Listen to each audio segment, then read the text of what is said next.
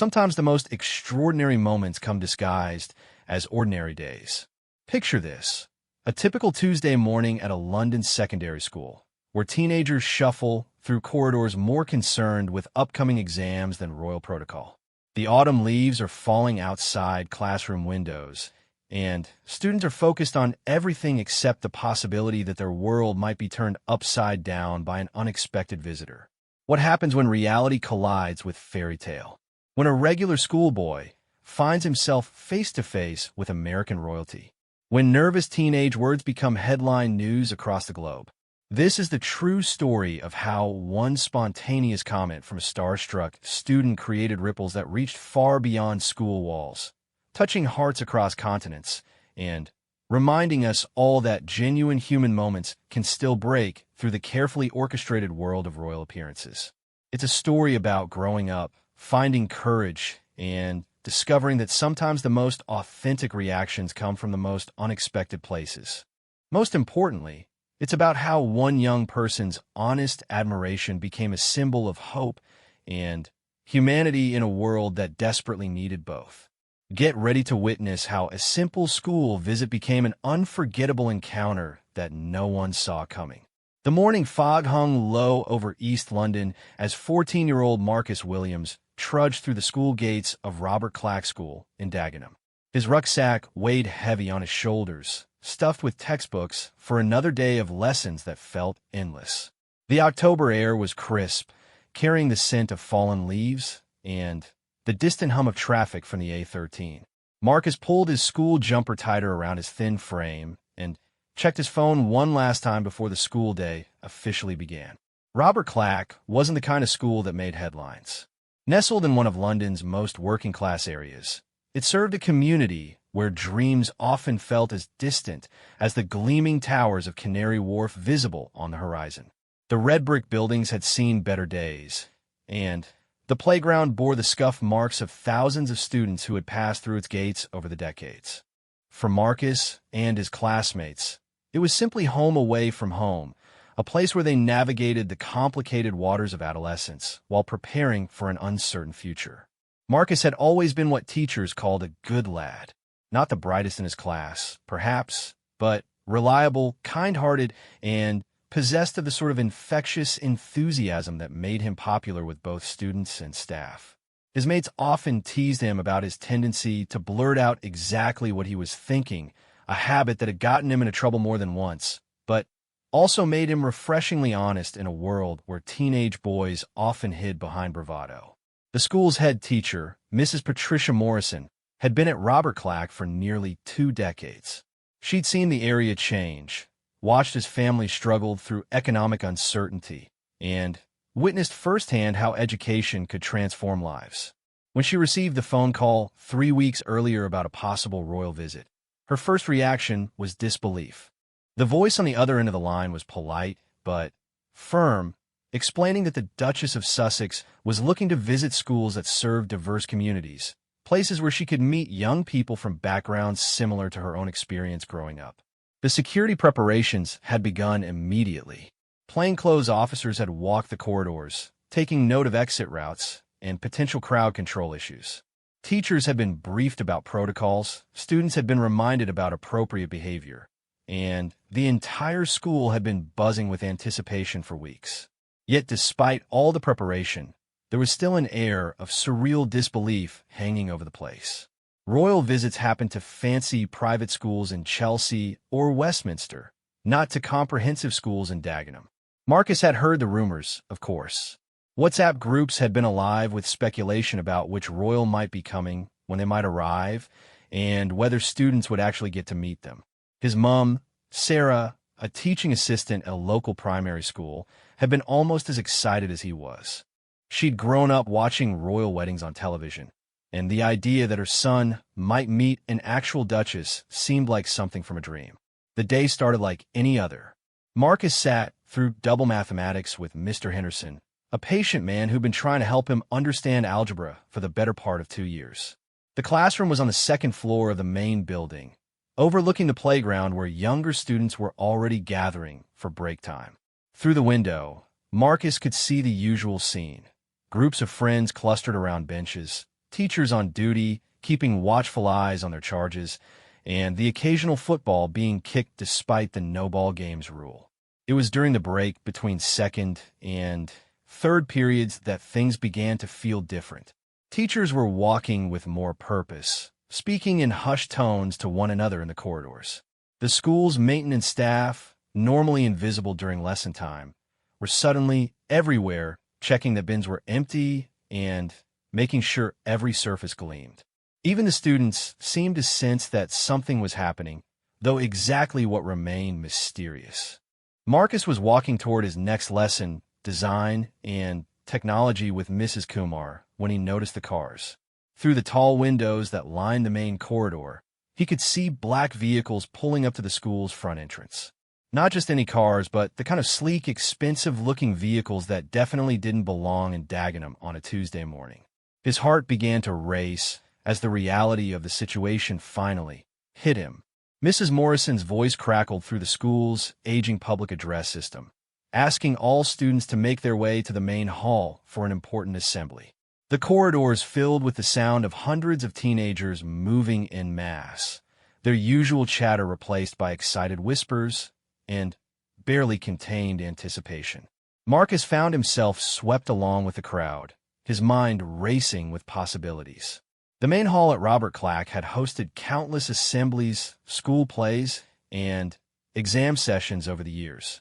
Its wooden floors bore the scars of decades of use, and the retractable seating was temperamental at best. But today it felt transformed. Extra chairs had been arranged in neat rows, and there was an energy in the air that Marcus had never experienced before. Teachers stood at strategic points around the room, their faces betraying their own excitement despite their attempts to maintain professional composure. As students filed in and took their seats, Marcus found himself in the third row from the front, close enough to see everything, but not so close that he felt exposed. His best friend Jake managed to squeeze in beside him, and together they watched as the hall filled with their schoolmates.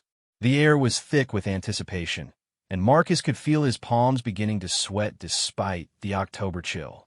Mrs. Morrison took to the small stage at the front of the hall, her usual stern expression replaced by something approaching a smile.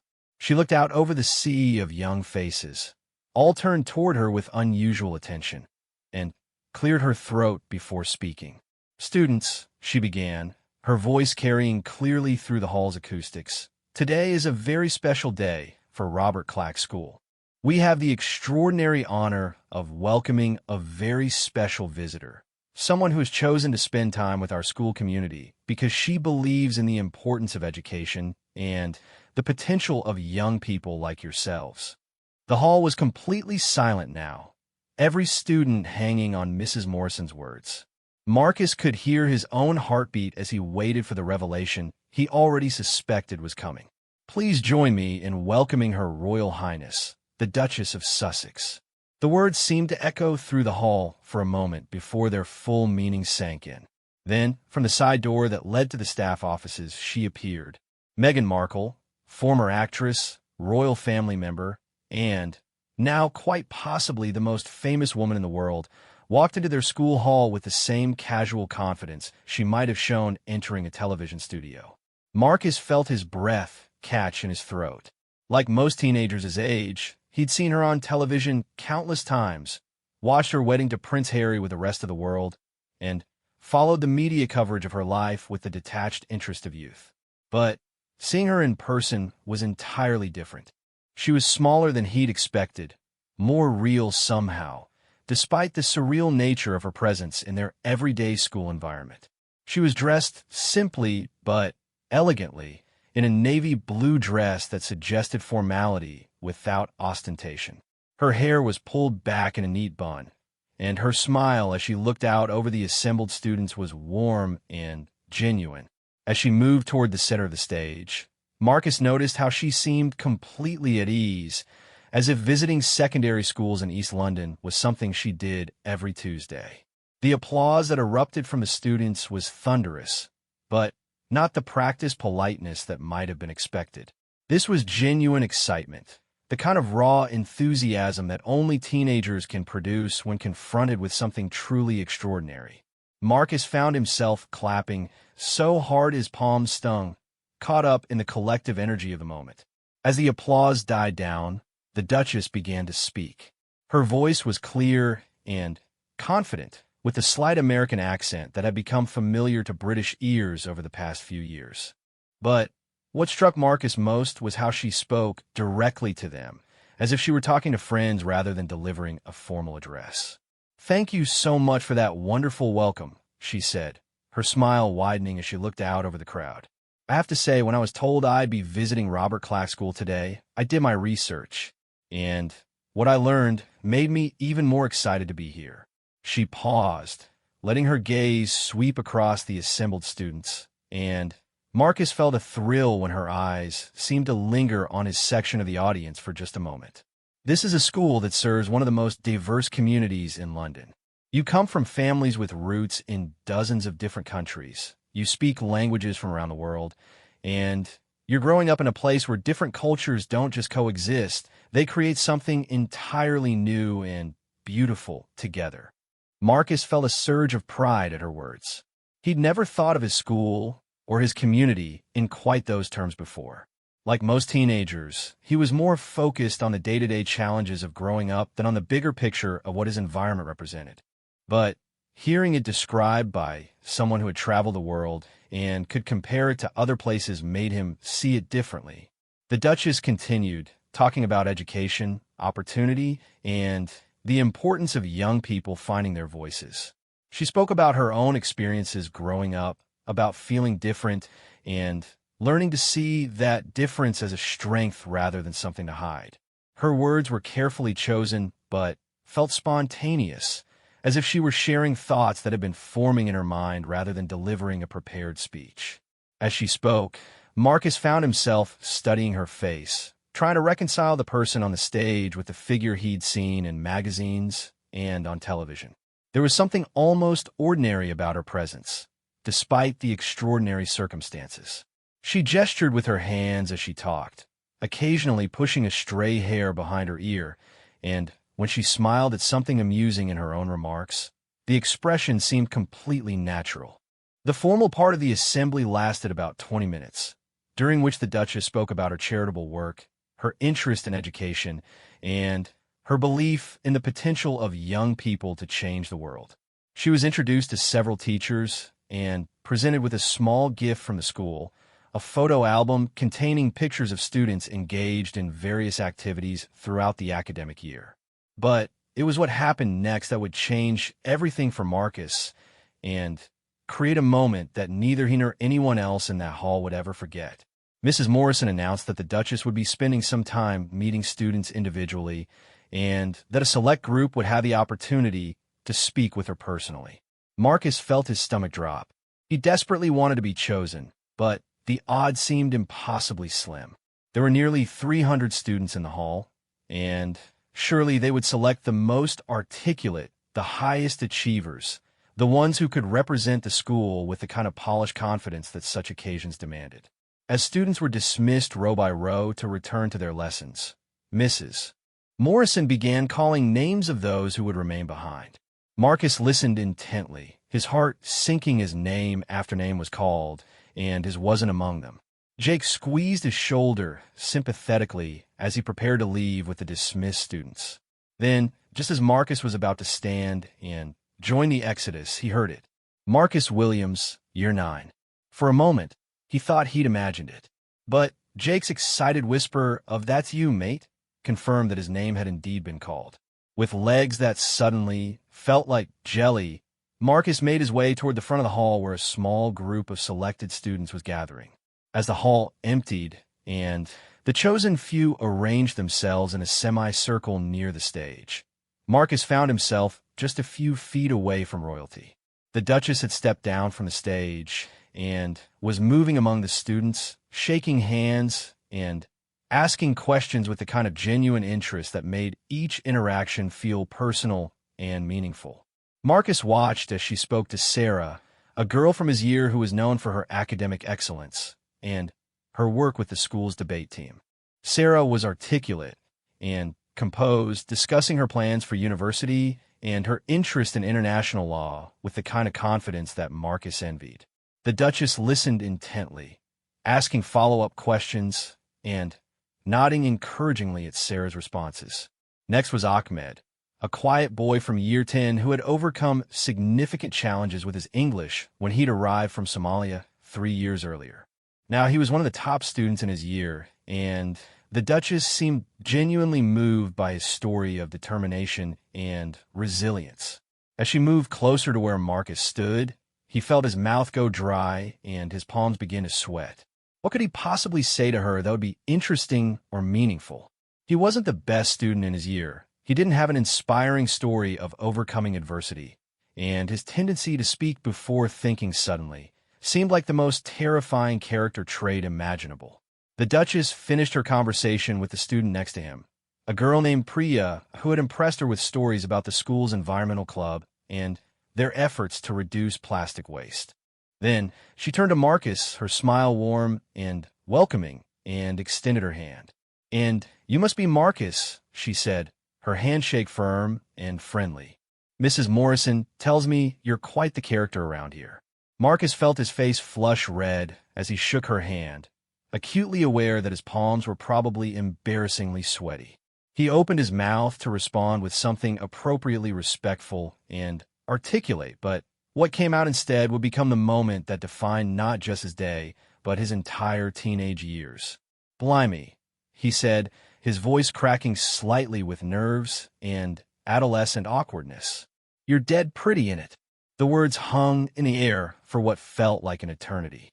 Marcus immediately realized what he'd said and felt his face burn with embarrassment. Around him, he could sense the other students and teachers holding their breath, unsure whether to be amused or mortified by his spectacular breach of royal protocol. But then something magical happened. The Duchess threw back her head and laughed, not the polite, practiced laugh of public appearances, but a genuine burst of delighted amusement. Her laugh was infectious, and soon the tension in the room dissolved as others joined in, not laughing at Marcus, but sharing in the joy of a moment that was so honest and unpretentious that it felt like a gift. "Well, that's quite possibly the nicest compliment I've received all day," she said, still smiling broadly as she looked at Marcus with eyes that sparkled with genuine warmth. "Thank you, Marcus. That's very sweet of you to say." And in that moment, as the future Duchess of Sussex stood in a school hall in Dagenham, genuinely charmed by the unguarded words of a nervous 14-year-old, something extraordinary began to unfold. A moment that would ripple far beyond the walls of Robert Clack School and touch hearts around the world was just beginning. The laughter that followed Marcus's spontaneous comment seemed to transform the entire atmosphere in the school hall. What had been a formal royal engagement suddenly felt like a genuine human connection, the kind that happens when pretense falls away and people simply react to each other as they truly are. The Duchess continued to smile at Marcus, seemingly delighted by his refreshing honesty. "You know what I appreciate about that?" she said, leaning slightly closer so that her words were meant primarily for him, though others could still hear. "You just said exactly what you were thinking, without trying to impress anyone or say what you thought I wanted to hear. That's actually quite brave." Marcus felt some of his embarrassment begin to fade, replaced by a growing sense that maybe, incredibly, he hadn't completely humiliated himself after all. "Me mum always says I speak before I think," he replied, his natural chattiness beginning to overcome his nervousness. "Usually gets me in trouble, to be honest." "Well, your mum sounds very wise," the Duchess said warmly. "And sometimes speaking before we think means we tell the truth in ways that really matter." "What's your mum's name?"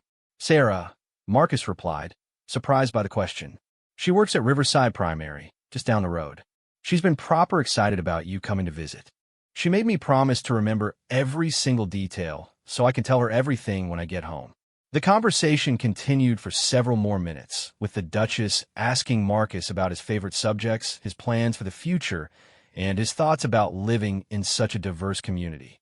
What struck everyone watching was how naturally the conversation flowed, how the initial moment of awkwardness had given way to a genuine exchange between two people who seemed to genuinely enjoy talking to each other. Marcus found himself relaxing more with each passing moment. The Duchess had a way of asking questions that made him want to share, and she listened to his answers with the kind of attention that made him feel like what he was saying actually mattered. When he told her about his ambition to become a chef, inspired by watching cooking shows with his grandmother, she asked detailed questions about his favorite dishes to prepare and whether the school offered good food technology programs. You know, she said thoughtfully, some of the most successful people I know in America are chefs. It's an industry where creativity and hard work really pay off and where you can bring so much joy to people's lives. Around them, other conversations were taking place as the Duchess made her way through the small group of selected students. But there was something special about her interaction with Marcus that even the teachers noticed. Perhaps it was his unguarded honesty, or maybe it was the way he treated her not as an untouchable celebrity, but as a person who happened to be visiting his school. Whatever it was, their conversation lasted longer than the others, and when it finally ended, both seemed genuinely sorry to see it conclude. As the meet and greet portion of the visit wrapped up, the Duchess prepared to move on to her next scheduled activity, a visit to some of the school's classrooms where she would observe lessons and speak with more students. But before she left the hall, she turned back to Marcus one more time. "Marcus," she called out, causing him to look up from where he was gathering his things. "Promise me you'll keep being honest about what you think. The world needs more people who aren't afraid to say what they really mean."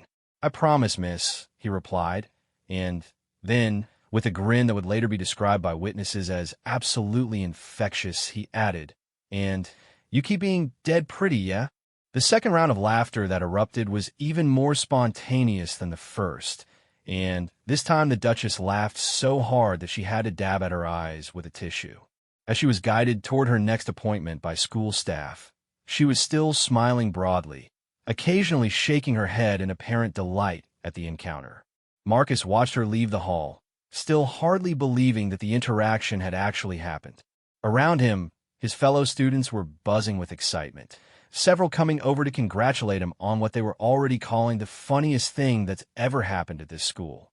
Teachers, too, seemed charmed by what they'd witnessed, with Mrs. Kumar approaching him to say that she'd never seen a royal visitor look so genuinely happy during a school engagement. But it was Mrs. Morrison who pulled Marcus aside as the other students began to disperse back to their regular lessons. Her expression was a mixture of amusement and something that might have been concern. "Marcus," she said quietly, "that was quite an extraordinary moment.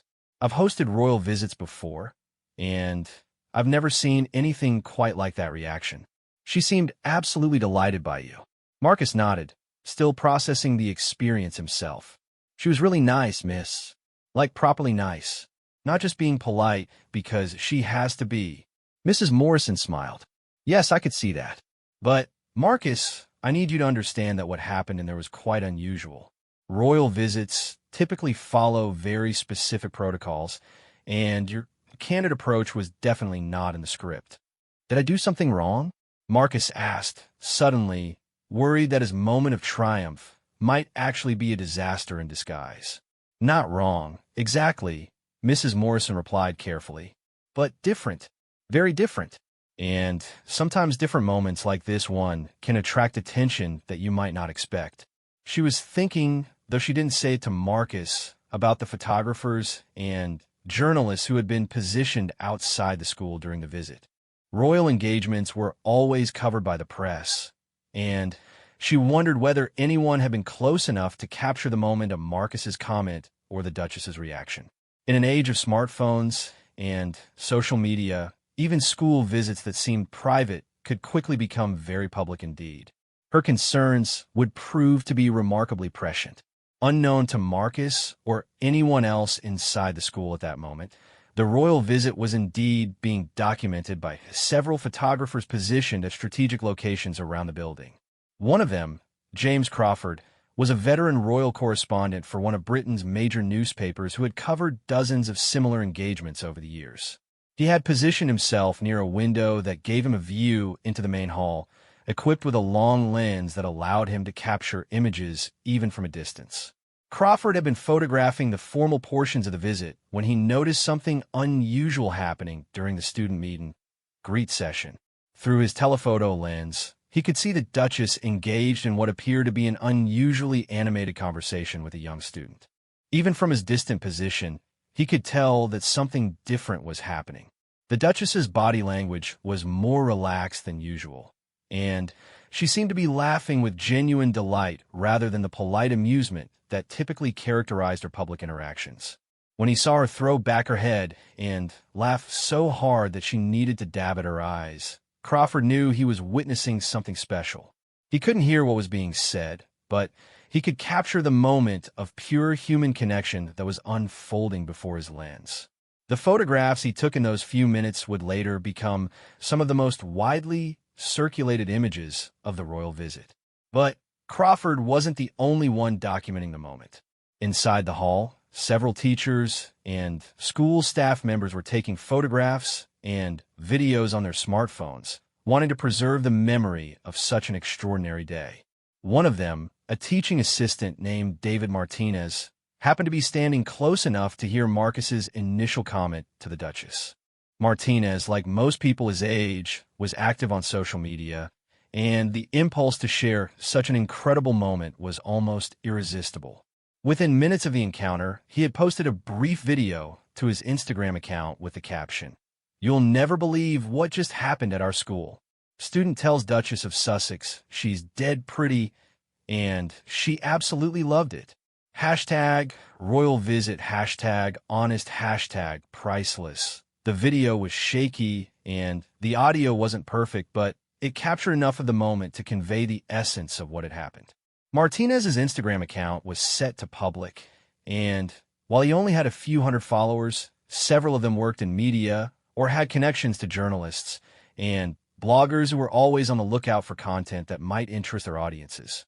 Back in the classroom, where Marcus had returned for his delayed design and technology lesson, word of his royal encounter was spreading rapidly through the school's informal communication networks. Smartphones were technically banned during school hours, but that rarely stopped determined teenagers from finding ways to share exciting news with their friends. Jake, Marcus's best friend, had managed to send a quick WhatsApp message to his older brother Tom, who worked as a freelance social media manager for several small businesses in London. "You're not going to believe this," the message read, but Marcus just told Meghan Markle she was fit and she proper loved it. "Whole school is going mental. Wish you could have seen it." Tom, always alert to content that might be valuable to his clients or interesting to his own social media followers, immediately recognized the potential significance of his brother's message. Royal family content performed incredibly well on social media platforms, and authentic, candid moments were particularly valuable. He quickly called Jake back, eager to get more details about exactly what had happened. Meanwhile, Marcus himself was trying to concentrate on the lamp he was supposed to be designing in his design and technology class, but his mind kept drifting back to the extraordinary encounter he'd just experienced. Mrs. Kumar, his teacher, had given up trying to maintain normal lesson discipline and had allowed the class to discuss the royal visit. Recognizing that expecting students to focus on practical work after such excitement was probably unrealistic. "Tell us again exactly what you said," demanded Chloe, a girl from his class who had a reputation for being interested in anything connected to celebrities or famous people. Marcus retold the story for what felt like the 100th time, each retelling making the whole experience feel slightly more surreal. How had he, an ordinary kid from Dagenham, ended up having a genuine conversation with one of the most famous women in the world? And why did she seem so pleased by his completely inappropriate comment about her appearance? Minen always says the royals are just normal people underneath all the fancy stuff, offered Ben, another classmate. Maybe she was just happy that someone talked to her like a real person instead of like she was made of glass. It was a perceptive observation from a 14-year-old, and one that would prove to be quite close to the truth. The Duchess had indeed been charmed by Marcus's unguarded honesty precisely because it was so different from the carefully rehearsed interactions that typically characterized her public engagements. As the school day progressed, The ripples from Marcus's encounter continued to spread outward through ever-widening circles. Teachers discussed it in the staff room. Parents picking up younger children heard about it at the school gates. And by the time the final bell rang, the story had reached dozens of people beyond the original witnesses. Sarah Williams was waiting at the school gates when Marcus emerged, her face bright with anticipation. As a teaching assistant herself, she understood the significance of a royal visit, but she was even more excited to hear about her son's experience. The phone call she'd received from Mrs. Morrison an hour earlier had prepared her for the fact that Marcus had made quite an impression, but she was eager to hear the full story from Marcus himself. "Mum, you're never going to believe what happened," Marcus began as they walked toward the bus stop, and Sarah could tell from his expression that whatever it was had been extraordinary. As Marcus recounted his conversation with the Duchess, Sarah found herself torn between pride in her son's natural charm and slight horror at his breach of royal protocol. But when he described the Duchess's delighted reaction, her maternal worry began to give way to amazement at the genuine human connection her son seemed to have made with one of the world's most closely watched public figures. "She really said you were brave for speaking your mind?" Sarah asked, still processing the story. "Yeah, and she meant it too," Marcus replied. "She wasn't just being polite, Mom. She actually seemed to like that I said what I was thinking instead of trying to be all formal and stuff." Sarah shook her head in wonder. In her 20 years as an educator, she'd met plenty of young people who possessed Marcus's natural honesty and charm, but she'd never known any of them to have the opportunity to display those qualities to someone of such global prominence. What neither Marcus nor Sarah could have known as they waited for their bus home was that at that very moment, several news organizations were beginning to pick up the story of the royal visit and the unusual interaction that had taken place during it. Social media posts were being shared and reshared, photographs were being examined and captioned, and journalists were starting to make phone calls to verify the details of what was already being described as one of the most charming royal moments in recent memory. James Crawford, the royal correspondent who had photographed the interaction, was back at his newspaper's offices, reviewing the images he'd captured during the day. The photographs of the Duchess's delighted reaction to whatever the young student had said to her were striking in their authenticity. In a world of carefully staged royal photo opportunities, these images captured something genuinely spontaneous and joyful. His editor, Mary Henderson, looked over his shoulder as he scrolled through the day's shots on his computer screen. "These are lovely," she said, pausing at an image of the Duchess mid-laugh, her head thrown back, and her expression one of pure delight. "Do we know what caused this reaction?" Crawford nodded. "I've been making some calls. Apparently one of the students made quite an impression. Word as he told her she was pretty, and she absolutely loved it. Very candid, very authentic moment." Mary raised an eyebrow. In this day and age, a teenage boy commenting on a woman's appearance? That could go either way in terms of public reaction. "From what I'm hearing, it was completely innocent and charming," Crawford replied. The kind of honest, unguarded comment that only a kid would make, and apparently she found it delightful rather than inappropriate. The school staff I've spoken to all describe it as a really sweet moment. Mary considered this, her editorial instincts weighing the potential appeal of the story against any possible complications. "Give me more details," she finally said. "If this is as charming as it sounds, it could be exactly the kind of positive royal story that people are craving right now." As evening fell over East London, Marcus was at home helping his mother prepare dinner, still occasionally shaking his head in disbelief at the day's events. Every time his phone buzzed with a message from a school friend wanting to hear the story again, he was reminded that the encounter had really happened, that it wasn't just an incredibly vivid dream. His grandmother, who lived in the flat upstairs and often joined them for evening meals, had listened to the story with the kind of delighted amazement that only grandparents can muster when their grandchildren achieve something unexpected. "In my day, young man, you'd have been sent to the Tower of London for speaking to royalty like that," she said with a twinkle in her eye. "But times have changed, haven't they?" Sounds like she appreciated hearing someone speak from the heart, instead of just saying what they thought she wanted to hear. As the Williams family sat down to their dinner of fish and chips from the local shop, none of them had any idea that Marcus's honest comment was about to make him briefly famous far beyond the borders of East London.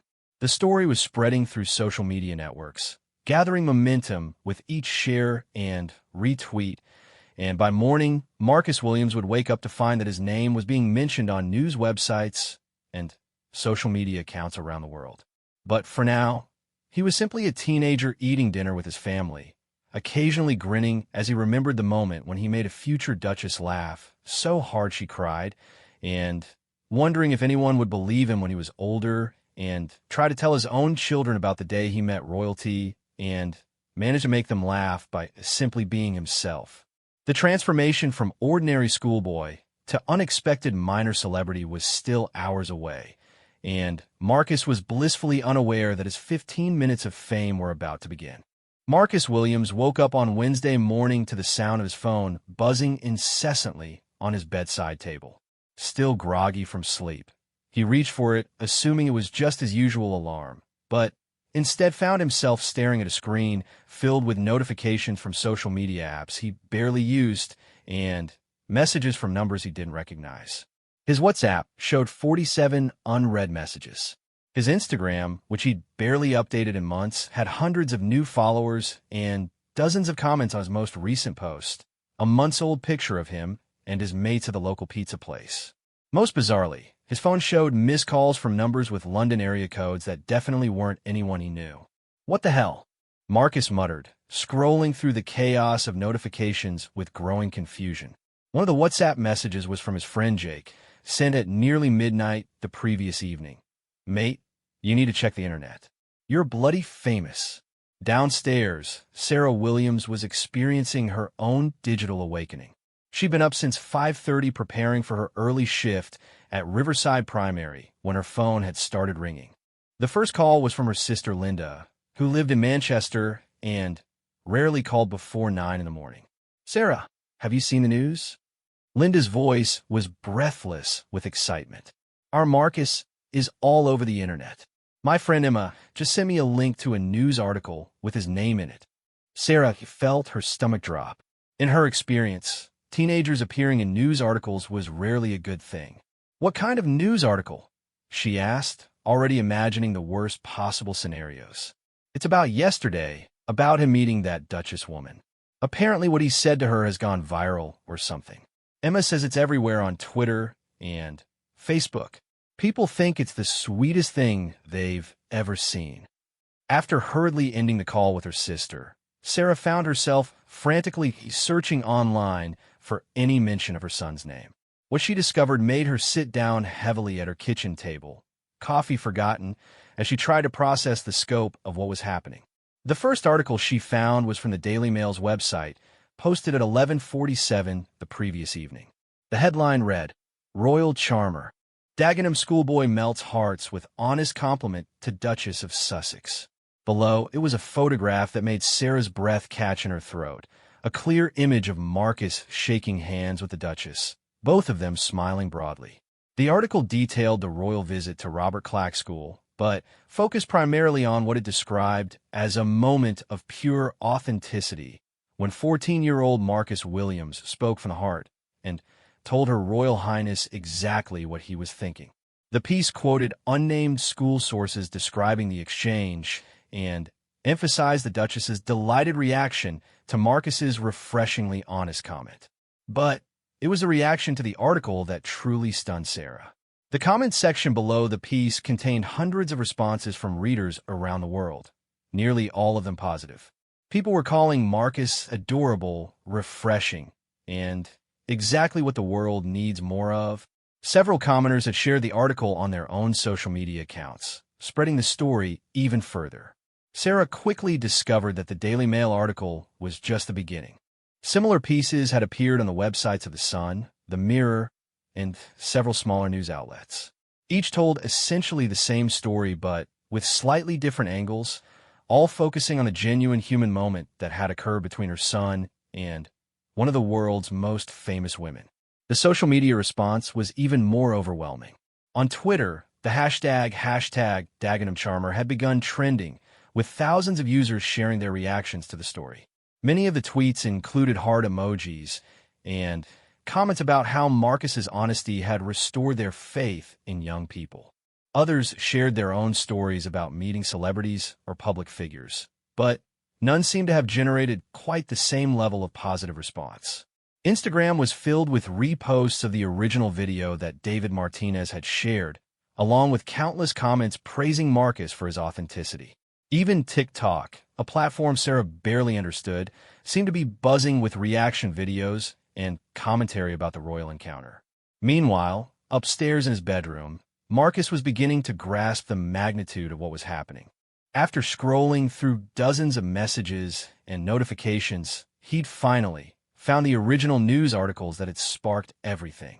Reading about himself in the third person was one of the most surreal experiences of his 14 years of life. Marcus Williams, a Year 9 student at Robert Clack School in Dagenham, captured hearts yesterday when he told the Duchess of Sussex she was dead pretty during her visit to the East London Comprehensive. The candid comment, delivered with typical teenage honesty, prompted delighted laughter from the Duchess and created one of the most genuine moments of her recent public engagements. Seeing his own words quoted in news articles, reading his name in headlines, and discovering that thousands of strangers were discussing his brief conversation with the Duchess felt like stepping into an alternate reality. He'd gone to sleep as an ordinary teenager and woken up as the subject of international media attention. His phone rang, showing his mom's number, and he answered it immediately. "Marcus, love, are you seeing all this?" Sarah's voice was a mixture of wonder and worry. "Yeah, Mom, it's mental. There are news articles about me. About me. I don't understand how this happened." Sarah could hear the bewilderment in her son's voice and felt a surge of protective instincts. "I'm coming upstairs. Don't answer any calls from numbers you don't know, and definitely don't talk to anyone who says they're a journalist. We need to figure out what's going on." When Sarah reached Marcus's bedroom, she found him sitting on his bed, surrounded by the digital chaos of sudden fame. His laptop was open to a Twitter feed filled with mentions of his name, and his phone continued to buzz with new notifications every few seconds. "How did they get photos of me?" Marcus asked, showing his mother the images that were now appearing across multiple websites. "I didn't pose for pictures or anything." Sarah studied the photographs, recognizing them as the kind of long-distance shots that professional photographers often took during public events. "There must have been press photographers at the school yesterday," she explained. "When royals visit anywhere, there are always journalists covering it." What neither of them realized was that at that very moment, additional media outlets were picking up the story. BBC News had just posted their own version, describing it as a heartwarming reminder of the power of authentic human connection. Sky News was preparing a segment for their morning show, and several international news organizations had begun translating and resharing the story for their own audiences. In America, where public interest in the British royal family had surged following the Duchess's marriage to Prince Harry, the story was gaining particular traction. Entertainment Tonight was preparing a segment about the British schoolboy who charmed Meghan Markle, and several celebrity gossip websites were sharing the story with headlines like "This teenager's compliment to Meghan will make your heart melt." The reach of the story was expanding far beyond anything that Marcus or his family could have imagined. In Australia, breakfast television shows were discussing the encounter. In Canada, radio hosts were reading the story on air and inviting listeners to call in with their own experiences of meeting famous people. Even in countries where English wasn't the primary language, translated versions of the articles were beginning to appear on local news websites. Back at Robert Clack School, Mrs. Morrison was dealing with her own unprecedented situation. When she'd arrived at work that morning, she found her voicemail full of messages from journalists requesting interviews about the royal visit and specifically about Marcus Williams. Her email inbox was similarly overflowing with media requests, and the school's main phone line was ringing constantly with calls from reporters seeking comment on what was being described as the most charming royal encounter in years. The school's switchboard operator, Mrs. Jenkins, had been fielding calls since 7 in the morning from news organizations she'd never heard of. "I've had calls from newspapers, radio stations, television channels, and something called a podcast she reported to Mrs. Morrison. They all want to talk about yesterday and about Marcus. What should I tell them? Mrs. Morrison found herself in uncharted territory. In her decades as an educator, she dealt with various media situations, but nothing approaching the scale and intensity of what was happening now. Her primary concern was protecting Marcus and his family from any negative consequences of the sudden attention, while also managing the impact on the school community. She made the decision to prepare a brief written statement that could be shared with media outlets rather than conducting individual interviews. The statement emphasized the school's pride in all its students, described the royal visit as a wonderful opportunity for our community, and requested that Marcus and his family's privacy be respected during this time. But even as Mrs. Morrison worked to manage the media attention, she could see that the story had already grown far beyond anything the school could control. Teachers were arriving for work with stories about seeing Marcus's name on their morning news feeds, and several parents had already called to ask whether it was really true that one of their students had become internationally famous overnight. By mid-morning, the scope of Marcus's sudden celebrity was becoming clear to everyone involved. The original Daily Mail article had been shared more than 50,000 times across various social media platforms. The hashtag Dagenham Charmer was now trending in multiple countries, and reaction videos on TikTok featuring people recreating Marcus's comment were beginning to appear. Celebrity social media accounts were beginning to take notice as well. Several British comedians and television personalities had shared the story with their followers, adding their own commentary about the charm of Marcus's unguarded honesty. A few American celebrities who followed royal family news had also shared the story, introducing it to even larger audiences. The positive nature of the coverage was perhaps the most remarkable aspect of the entire phenomenon. In an era when viral stories often involve controversy or conflict, Marcus's encounter with the Duchess had captured public imagination precisely because it represented something pure and uplifting. Comments on articles and social media posts were overwhelmingly supportive, with people expressing delight at seeing such genuine human interaction in a world that often felt cynical and artificial. Sarah Williams found herself reading comment after comment from strangers around the world who seemed genuinely charmed by her son's honest reaction to meeting royalty. "This is what the world needs more of," wrote one user from Canada. "Kids who just say what they think without pretense."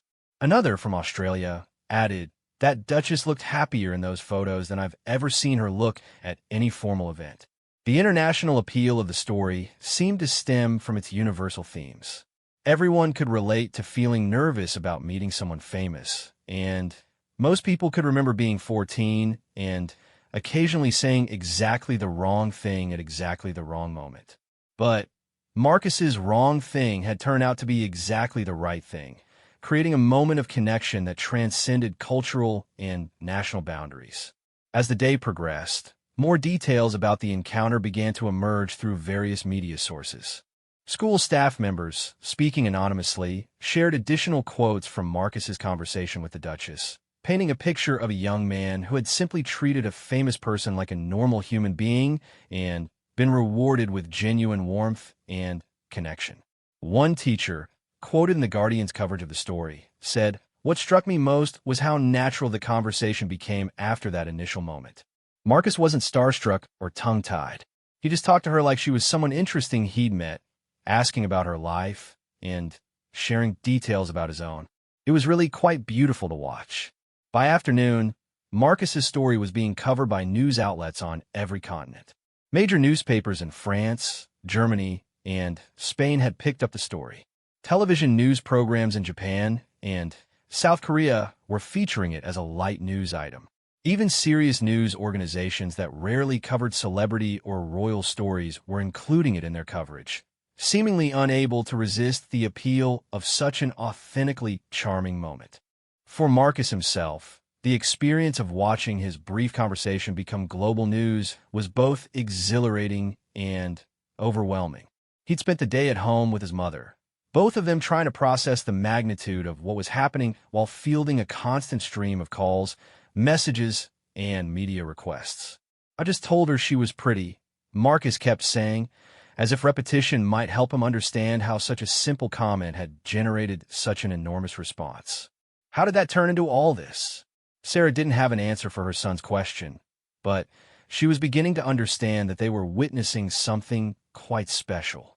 In a world hungry for authentic human connection, Marcus's honest reaction to meeting the Duchess had provided exactly what people didn't even know they were looking for. As evening approached, and the intensity of the media attention showed no signs of diminishing, Sarah realized that their lives had been fundamentally changed by a 30-second conversation that her son had barely thought about before going to sleep the previous night. The boy who had woken up as an ordinary teenager from Dagenham was going to bed as the subject of international media coverage, and neither of them had any idea what tomorrow would bring. By Thursday morning, Marcus Williams had become the most famous teenager in Britain and possibly the world. The story of his encounter with the Duchess of Sussex had transcended typical news cycles and entered the realm of cultural phenomenon. Major television networks were dedicating segments to analyzing why his simple comment had resonated so powerfully with global audiences, and social media platforms were struggling to keep up with the volume of posts, shares, and reactions his story continued to generate.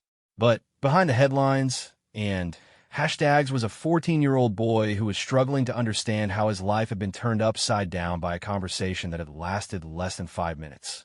Marcus had spent Wednesday evening at home with his family, watching in amazement as his story was covered on the evening news broadcasts of multiple television networks. Seeing professional presenters discuss his conversation with the Duchess while his school photograph appeared on screen next to images of Buckingham Palace felt like watching someone else's life unfold on television. The BBC's coverage had been particularly surreal. The presenter had introduced the segment by saying, "In a week when political tensions continue to dominate headlines, a 14-year-old boy from East London has reminded us all of the power of simple human kindness and honesty." The piece had then cut to the now famous photograph of Marcus and the Duchess shaking hands, both beaming with genuine joy. His grandmother, who had come downstairs to watch the coverage with the family, kept shaking her head in wonder.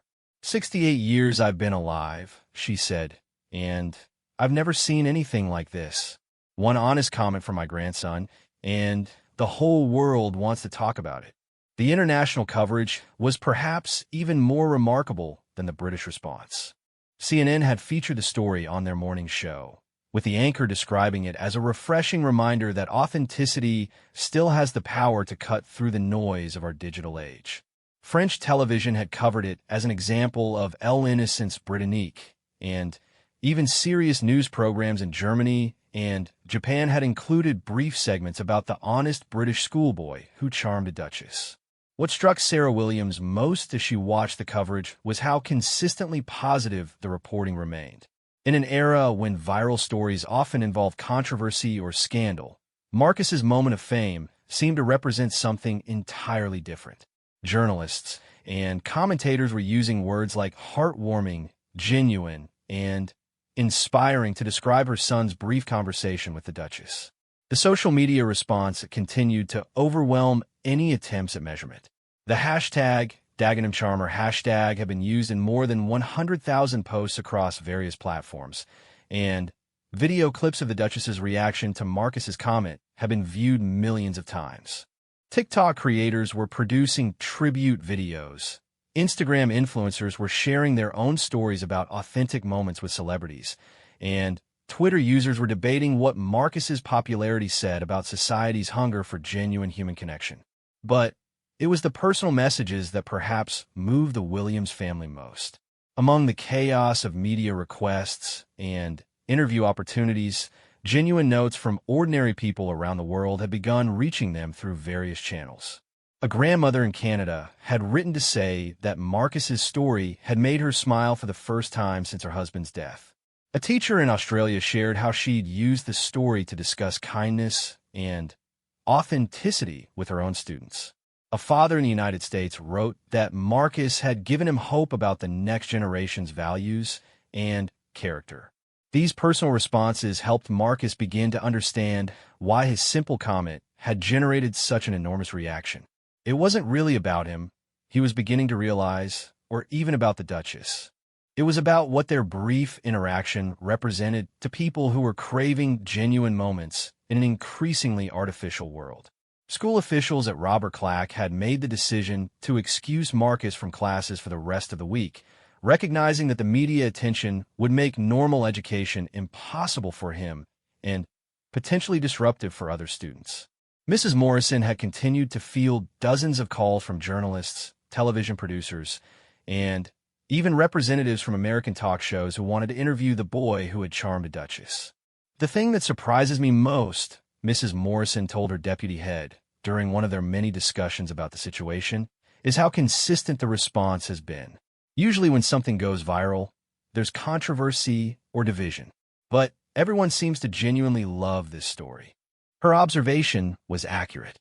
Unlike many viral moments that divided public opinion, Marcus's encounter with the Duchess appeared to have achieved something almost impossible in modern media: universal appeal. Conservative newspapers praised him for his respectful honesty. Liberal publications celebrated the authentic human connection he'd created, and international media outlets saw the story as a positive example of British culture at its best. The psychological impact of sudden fame on a teenager was something that the Williams family hadn't been prepared to navigate. Marcus found himself swinging between excitement and anxiety, thrilled by the positive attention, but also overwhelmed by the constant requests for interviews and appearances. His phone had become essentially unusable due to the volume of calls and messages, and the family had been forced to temporarily disconnect their landline after it rang nonstop for 12 hours straight. Sarah had taken time off work to help her son manage the situation, but she was struggling with her own feelings about the sudden invasion of their privacy. While the coverage remained positive, the sheer volume of attention felt intrusive and slightly frightening. Photographers had been positioned outside their building, hoping to capture images of the family, and neighbors were reporting that strangers had been asking questions about Marcus and the Williams family. It was during this period of overwhelming attention that something remarkable happened. Late Thursday afternoon, Sarah Williams received a phone call that would change everything. The voice on the other end was polite, professional, and immediately recognizable despite Sarah having never heard it personally before. "Mrs. Williams? This is Jenny Morrison from Kensington Palace. I'm calling on behalf of the Duchess of Sussex, who has been following the media coverage of your son's visit to his school. She would very much like to speak with Marcus, if that would be something you and your family would be comfortable with." Sarah felt her knees go weak as the reality of what was being offered sank in. The Duchess of Sussex wanted to personally call her son to follow up on their brief meeting. In all the chaos of media attention and global coverage, she hadn't even considered the possibility that the Duchess herself might be aware of what was happening. "She's been quite moved by the positive response to their interaction," Jenny continued, "and she wanted Marcus to know how much their conversation meant to her. She's also concerned about the level of media attention he's receiving and wanted to make sure he's handling everything well." After confirming that the call would be genuinely appreciated by Marcus and the family, arrangements were made for the Duchess to call their home phone that evening. Sarah hung up the call and immediately went to find Marcus, who was in his room trying to catch up on homework while ignoring the constant buzz of social media notifications. "Marcus, love," she said, sitting down on his bed with an expression that immediately got his attention. "You're never going to believe who just called." When Sarah explained about the upcoming call from the Duchess, Marcus's reaction was immediate and visceral. He went completely white, then bright red, and then began pacing around his small bedroom like a caged animal. "She's going to call me? Here? On our phone?" His voice was higher than usual, and Sarah could see that the reality of speaking with the Duchess again, particularly after becoming internationally famous for their first conversation, was triggering a level of nervousness that made his original school meeting seem calm by comparison. What am I going to say to her? What if I say something stupid again? What if she thinks all this media stuff is my fault? Sarah tried to calm her son's nerves, reminding him that the Duchess had specifically requested the call because she'd been moved by their original interaction. "She's calling because she wants to speak with you, Marcus, because she enjoyed meeting you and wants to make sure you're okay with everything that's happened since." The call was scheduled for 7 o'clock that evening, and as the time approached, the Williams family found themselves in the unprecedented position of preparing their home for a phone call from royalty. They'd tidied the sitting room unnecessarily, made sure the television was off, and even put fresh flowers on the table, despite the fact that the Duchess wouldn't be able to see any of it. When the phone rang at exactly 7 o'clock, Marcus was sitting on the sofa between his mother and grandmother, all three of them staring at the device as if it might explode. Sarah answered on the third ring, her voice carefully polite as she confirmed their identity to the palace staff member who had placed the call. "Please hold for Her Royal Highness," came the professional voice, and then, after a brief pause, she was there. "Mrs. Williams? This is Megan. Thank you so much for agreeing to let me call this evening." The voice was warm, familiar from television interviews and public appearances, but speaking directly to them in their sitting room. Sarah managed to respond appropriately, thanking the Duchess for taking the time to call and expressing how honored they were by her attention. "Is Marcus available to speak? I've been thinking about our conversation quite a lot since Tuesday, and I want to check in with him personally." With hands that shook slightly, Sarah passed the phone to her son, who took it as if it were made of the most delicate crystal. "Hello." Marcus's voice was barely above a whisper. "Marcus, how are you holding up with all this craziness?" The Duchess's tone was immediately warm and friendly, as if they were continuing a conversation that had been temporarily interrupted rather than speaking for only the second time in their lives. The conversation that followed lasted nearly 30 minutes and covered far more ground than anyone had expected. The Duchess asked about Marcus's family, his school, and his feelings about the media attention his comment had generated. She shared her own experiences with sudden fame and offered advice about handling public attention with grace and authenticity. What struck Marcus most was how normal the conversation felt despite its extraordinary circumstances. The Duchess asked about his cooking ambitions, remembered details from their school meeting about his grandmother's recipes, and even asked to speak briefly with both Sarah and his grandmother to express her appreciation for raising such a thoughtful young man. "The thing I want you to understand, Marcus," she said during one particularly meaningful part of their conversation, "is that what happened between us on Tuesday was special because it was real. In my position, I meet a lot of people who say what they think I want to hear or what they think they're supposed to say. You just said what you honestly thought, and that kind of authenticity is rare and precious." She went on to explain that she'd been following the media coverage of their encounter and was amazed by how positively people around the world had responded to the story. "I think people are hungry for genuine moments like ours," she said. "In a world where so much feels scripted and artificial, your honesty reminded everyone that real human connection is still possible." The Duchess also addressed the media attention directly, acknowledging that it could feel overwhelming and offering practical advice about maintaining privacy while handling public interest gracefully.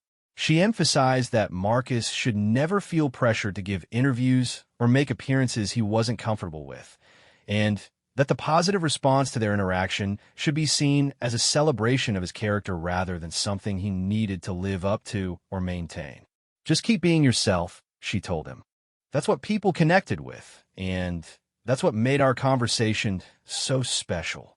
Near the end of the call, the Duchess made an offer that left the entire Williams family speechless. She invited Marcus and his family to visit Kensington Palace for a private tea, away from media attention, so they could continue their conversation in a more relaxed setting. "I'd love to meet your grandmother properly," she said, "and I want to hear more about these cooking ambitions of yours. Plus, I think it would be nice to have a conversation without the whole world watching and analyzing every word." After confirming details with palace staff and ensuring that the visit would remain private, the call concluded with the Duchess once again thanking Marcus for the joy their interaction had brought to her and, apparently, to millions of people around the world. When Marcus finally hung up the phone, he sat in stunned silence for several minutes, trying to process what had just happened. The woman who had become one of the most famous people on earth had called his house, spoken with his family, and invited them to visit her home. It was the kind of thing that happened in fairy tales, not in real life in Dagenham. She remembered everything he finally said to his mother and grandmother, about Nan's recipes, about me wanting to be a chef, everything we talked about at school. And she was even nicer than she was when we met. Like properly nice, not just being polite. Sarah found herself moved nearly to tears by her son's obvious joy and continued bewilderment at his good fortune. In the space of 3 days, Marcus had gone from anonymous teenager to global celebrity to personal friend of one of the world's most watched public figures. And somehow he was handling it all with the same honest charm that had started everything. As the family prepared for bed that evening, they reflected on the extraordinary journey that had begun with a simple compliment and had led to a personal phone call from royalty. The media attention would continue for several more days. The social media posts would keep circulating for weeks, and the story would become part of internet folklore for years to come. But for Marcus Williams, the most important outcome of his moment of viral fame wasn't the global coverage or the international celebrity. It was the genuine friendship that had developed with someone who had appreciated his honesty and wanted to encourage him to keep being exactly who he was. In a world that often seemed to reward artifice and calculation, a 14-year-old boy from East London had been celebrated simply for being authentic, and that celebration had led to opportunities and connections that would influence the rest of his life. 3 months after Marcus Williams became an international sensation for telling the Duchess of Sussex she was dead pretty, life in the Williams household had settled into what could generously be called a new normal. The initial storm of media attention had eventually subsided. The photographers had stopped camping outside their building, and Marcus had returned to school where he discovered that being famous among teenagers was both easier and more complicated than being famous among adults. The promised visit to Kensington Palace had taken place 6 weeks after their phone conversation, on a gray Saturday morning in November when the autumn leaves were thick on the ground and London felt properly seasonal. The experience had been everything Marcus had hoped for and nothing like what he'd expected, combining the surreal grandeur of royal residence with the warmth of genuine friendship. The Duchess had met them personally at a side entrance, dressed casually in jeans and a sweater, looking more like someone's stylish older sister than one of the world's most photographed women. She'd embraced Marcus like an old friend, complimented his grandmother on the homemade shortbread they'd brought as a gift, and immediately put the entire family at ease with her genuine interest in their lives and experiences. The palace tour had been informal and personal, with the Duchess sharing stories about the history of various rooms while asking Marcus about his school subjects and cooking experiments. They'd had tea in a sitting room that was elegant but comfortable, surrounded by books and family photographs that made the space feel lived in rather than ceremonial. But it was the conversation that had made the deepest impression on Marcus. Away from the formality of the school visit and the pressure of global media attention, their interaction had revealed the development of an unlikely but genuine friendship between a working-class teenager and American royalty. "You know what I've learned from our whole experience?" the Duchess had asked him as they sat with cups of tea and plates of biscuits that probably cost more than his family's weekly grocery budget. "Sometimes the most important conversations happen when we're not trying to impress anyone, when we just say what we really think and feel." She'd gone on to share her own struggles with authenticity in public life, the challenge of remaining genuine while constantly being watched and analyzed. Marcus's unguarded comment at school had reminded her of the importance of real human connection, and she'd been following his story not just because of their personal interaction, but because of what it represented about the hunger people felt for authentic moments. "The response to our conversation wasn't really about you or about me," she'd explained. "It was about what people saw in that moment. They saw two people just being real with each other, and that's something the world needs more of."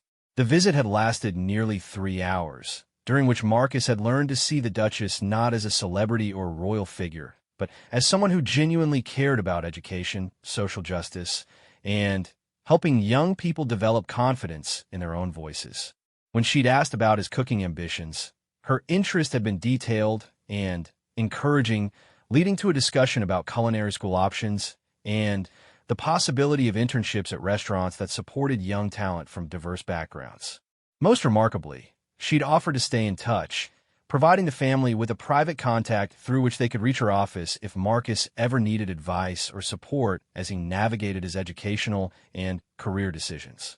It was an offer that felt both incredibly generous and slightly overwhelming, the kind of mentorship opportunity that could genuinely change the trajectory of a young person's life.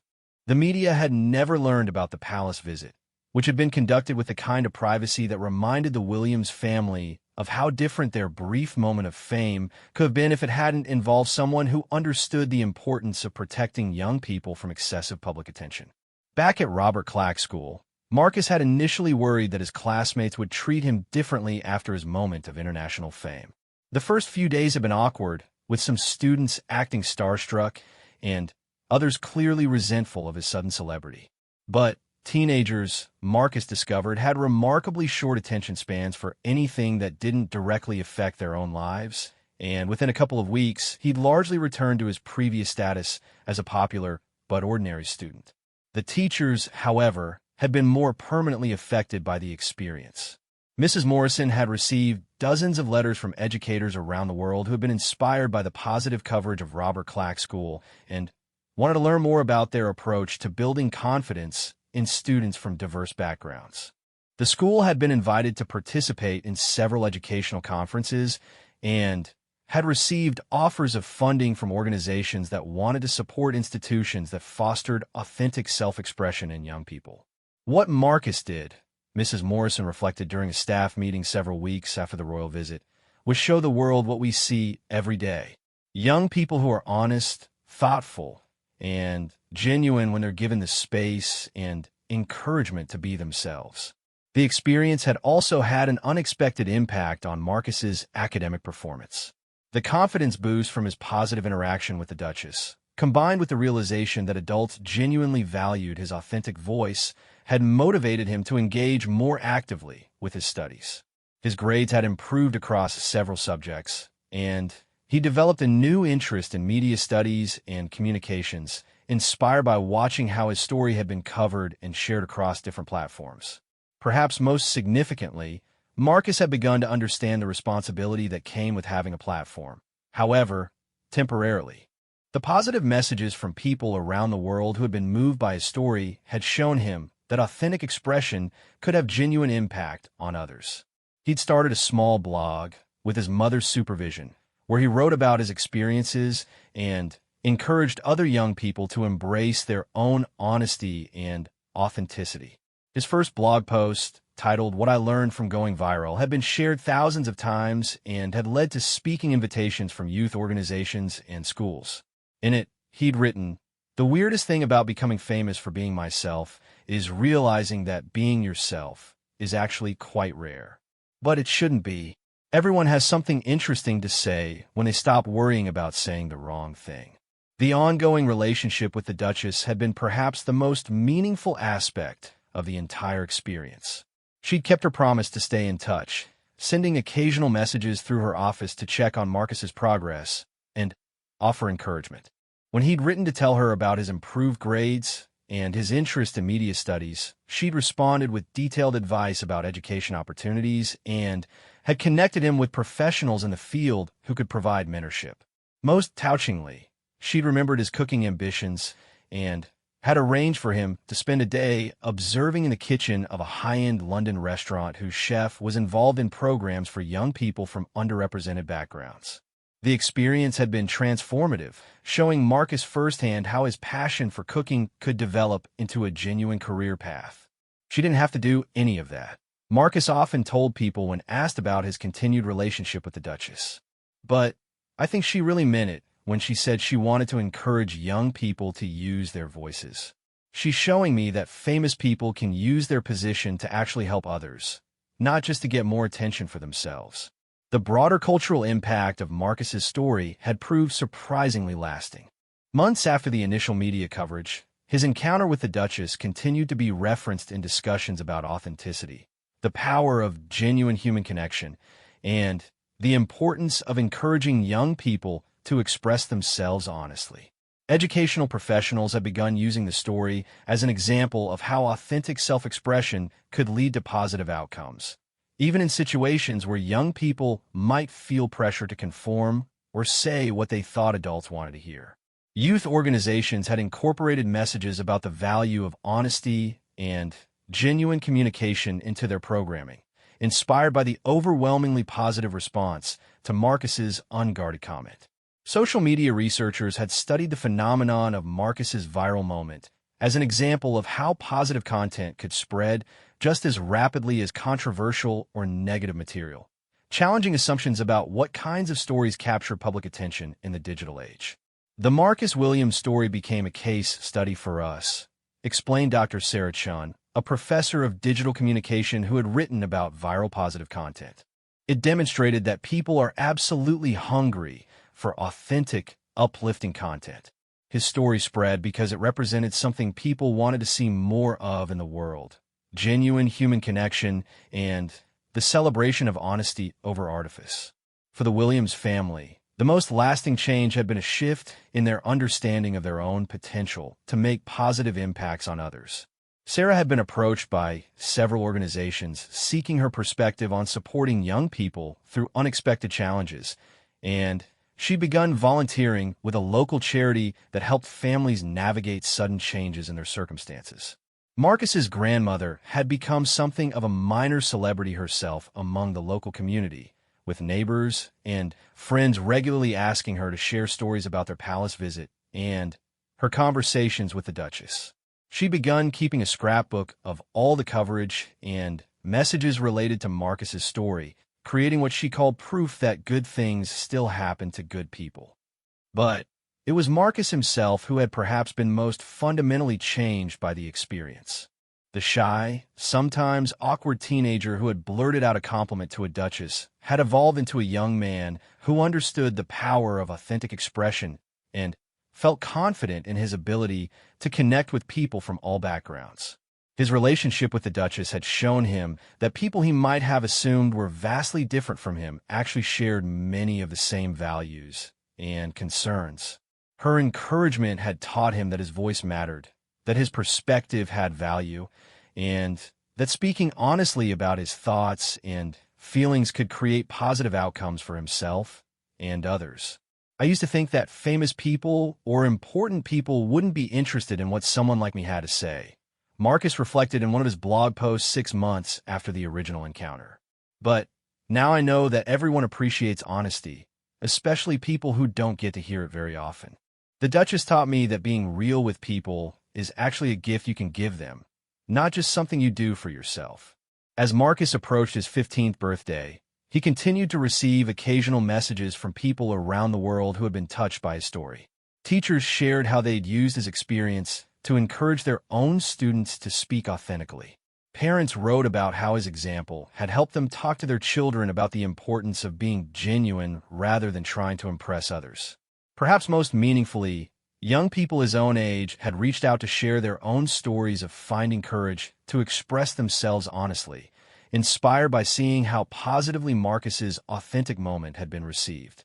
The legacy of a simple comment made by a nervous teenager to a visiting duchess had grown into something much larger. A reminder that genuine human connection was not only possible, but desperately needed in an increasingly digital and often artificial world. Marcus Williams had become an unlikely ambassador for authenticity, showing that sometimes the most powerful thing anyone can do is simply be themselves. And in a small flat in Dagenham, a 15-year-old boy continued to do exactly that, supported by a family who had learned that their son's honest heart was not just something to be proud of, but something that could genuinely make the world a little bit better, one authentic conversation at a time. The fairy tale that had begun with an impromptu compliment to royalty had evolved into something more valuable.